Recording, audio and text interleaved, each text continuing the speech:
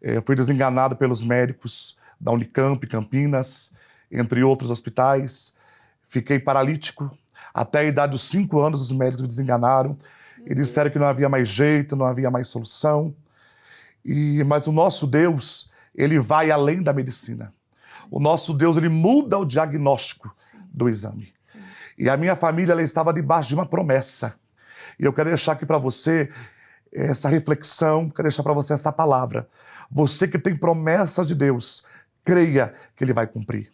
Isaías 14, 27 e 28 diz que o Senhor dos exércitos, quem o determinou. Amém. Quem, pois, o invalidará? Ninguém. A sua mão está estendida, quem o fará voltar atrás? Ninguém. E a minha família estava debaixo de uma promessa, que eu seria um escolhido. O Senhor falou muitas vezes através de Jeremias, capítulo 1, versículos 5 ao 7. Antes que te formasse no ventre te conheci. Antes que saísse da madre te santifiquei. Te dei as nações por profeta. E o Senhor, ele começou a operar um milagre na minha vida com 5 anos de idade. Paralítico, desenganado pelos médicos, não podia mais caminhar. Passei por várias cirurgias. Os médicos não garantiam sucesso, nem êxito. Até hoje, para a medicina, eu estaria em cima de uma cama ou numa cadeira de rodas. Mas o nosso Deus, ele me fez uma promessa. E através de um sonho, o Senhor, ele me curou. Ele me visitou numa madrugada e ele me curou através de um hino que se chama Exaltado Seja o Senhor dos Exércitos, da cantora Sofia Cardoso. E eu quero dizer para você que o verdadeiro louvor liberta. O verdadeiro louvor transforma. A verdadeira mensagem cantada, ela cura. E o Senhor ali me curou, me batizou com o Espírito Santo. Eu recebi ali a unção de Deus. Você se lembra do dia que o senhor teve esse sonho? Com 5 anos de idade, o Senhor me deu ali essa revelação. Eu escutava como se fosse, porque naquela época era disco, né? LP. Como se escutasse a voz da cantora cantando. E ali o Senhor me encheu, me batizou com o Espírito Santo. E no mesmo momento eu recebi aquele calor do Espírito Santo. Ah, pastor, você saiu correndo? Não. Quando Deus cura alguém, não é assim.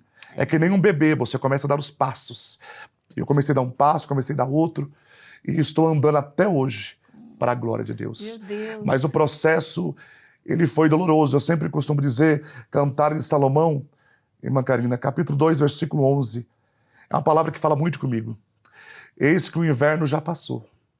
A chuva já cessou. Já aparecem as flores na terra. E o tempo de cantar chegou. E esse processo foi um inverno na minha vida. E há invernos existenciais na nossa vida que parece que nunca vão ter fim. Há invernos que duram 10 anos, 15 anos, 20 anos. Mas eu quero profetizar para você que está me assistindo. Não há inverno que dure para sempre. Malaquias 4:2 vai se cumprir sobre a sua vida. E sobre ti nascerá o sol da justiça. Amém. Ele vai fazer brilhar o sol da justiça nesse seu inverno. Há momentos que nós passamos as 4 estações do ano. E assim foi na minha vida. O senhor se lembra naquela noite que o senhor foi batizado e teve aquele sonho? Como que foi depois disso? Você acordou, os seus pais estavam ali, ouviram, aconteceu algo ao redor? Foi sobrenatural, a família ali ficou maravilhada com o que Deus fez. E o Senhor começou a me usar na revelação. A primeira revelação que eu tive, eu tinha 5 anos de idade. Deus me revelou uma irmã que estava com uma criança e essa criança estava com hepatite e a família não sabia. E o Senhor me revelou, eu fui na casa dessa irmã e foi uma coisa assim meio engraçada, porque uma criança, cheguei lá uma criança, né? Depois que Deus me curou com 5, 6 anos de idade, entregar uma revelação. E ali o Senhor me usou e falou, ela está com hepatite, leva no hospital, porque eu vou curá-la. E a família ficou assustada. E levaram para o hospital, e o médico falou, o que vocês estão fazendo aqui? Ela falou, não, porque Deus usou uma criança para falar que ela está com hepatite. E quando fez o exame, deu hepatite. E Jesus curou ela. E ela, a família conta esse testemunho até hoje. E naquela época, meus pais diziam que desde criança Deus já me usava. Né? Eu orava pelas pessoas, colocava a mão na cabeça das pessoas, expulsava, já tinha a autoridade de Deus. Dom de cura, pessoas que eram curadas. E o meu ministério começou a partir da cura que Deus me deu, com 5 anos de idade. Então, desde os 5 anos de idade, eu tenho caminhado, né? Feito a obra do Senhor. Pastor, você se lembra de como era a tua comunhão com o Senhor desde pequenininho? Ou era algo tão natural que você não compreendia o que Ele estava fazendo através de você? Ou se eu já tinha a família me ensinou a orar, porque a gente já recebeu pastores aqui que a avó ensinou a jejuar com 7 anos de idade. Outros que passaram a fazer sem compreender muito que estavam sendo usados e o Senhor foi, né, habilitando na caminhada. Como foi a tua história? O meu foi assim, mesmo no lar cristão, né? Meus pais sempre, foi os dois lados, né? Meus pais sempre me apoiaram, me ensinaram a buscar a Deus, a jejuar, a consagrar, e também vinha de forma natural, né?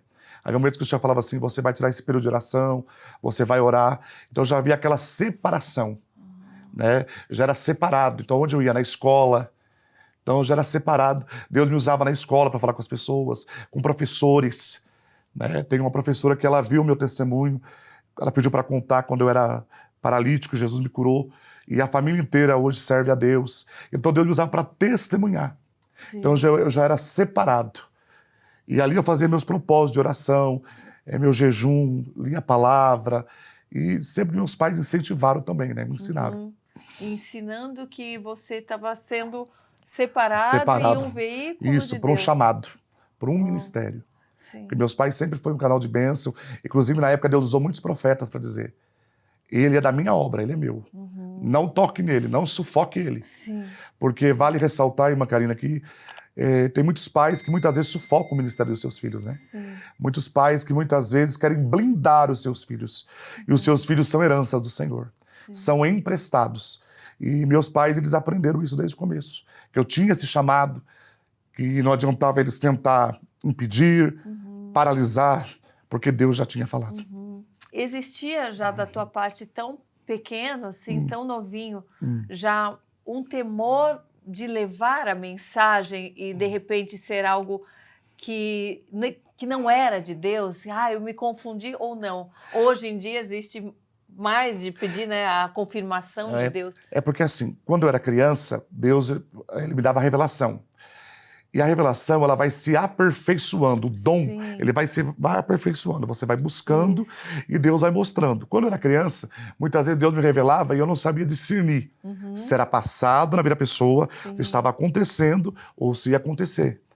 Então, às vezes, Deus me revelava algo e eu não sabia discernir. E com o passar do tempo, o Senhor foi aperfeiçoando o dom, dando discernimento. Porque a mesma maneira que Deus ele revela, o inimigo ele joga setas para você achar que é o seu emocional, que é coisa da sua imaginação. Então eu pedia para Deus o quê? 2 confirmações. Senhor, se vem da sua parte, que não seja nada da minha cabeça, nada da emoção. Por quê? Tem pessoas que Deus usa ele, tem pessoas que é a emoção, vale ressaltar, e tem pessoas que é o diabo que está usando ele. Porque o espírito enganador, ele também engana muitas pessoas. Né? Daí aqui entra a diferença de pessoas que estão no mundo e vêm para a igreja. É a diferença do dom da revelação, da ciência, com a vidência. Porque lá no centro espírita, lá na macumbaria, as pessoas que procuram o vidente, o inimigo que leva a pessoa lá, ele conversa com a mãe de santo, com o pai de santo, e ele conta toda a sua vida. Só que ele frisa só o seu passado e não o seu futuro. Deus conhece o seu passado, o seu presente e o seu futuro. Então você chega lá, muitas vezes o inimigo, ele lança uma palavra.